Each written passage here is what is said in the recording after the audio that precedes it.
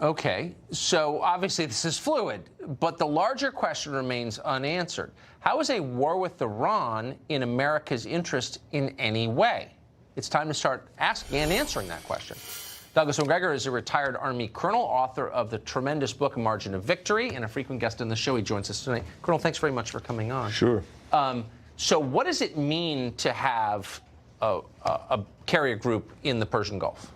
Well, Tucker, we've got a manufactured crisis.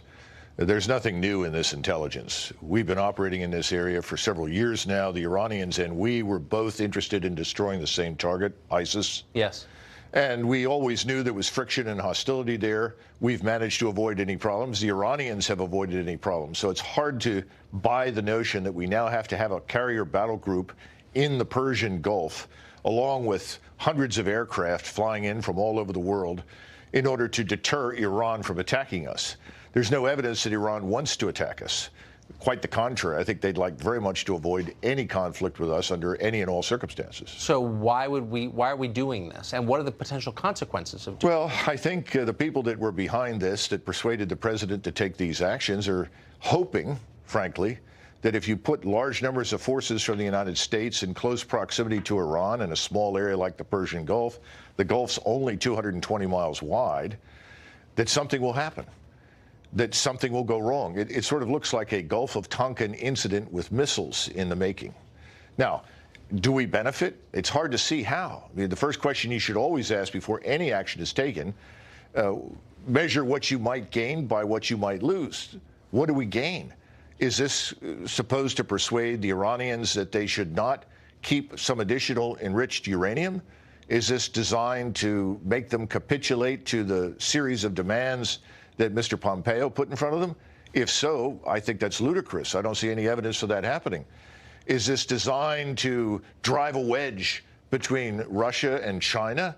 On the opposite, I think you're going to force cohesion on all of the great continental powers against us. They're going to look at any action we might take against Iran as a precursor to future action we may take against them. So I don't see the president gaining from this, but I see that he loses. I don't see how he gets reelected. I don't see how he achieves anything in the Gulf that's positive whatsoever for the United States and the American people.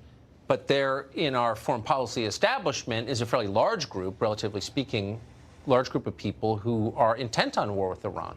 Yeah, well, unfortunately, in the case of General McKenzie, who spoke not long ago in front of the Foundation for the Defense of Democracies, he described himself as a man with a bias for action.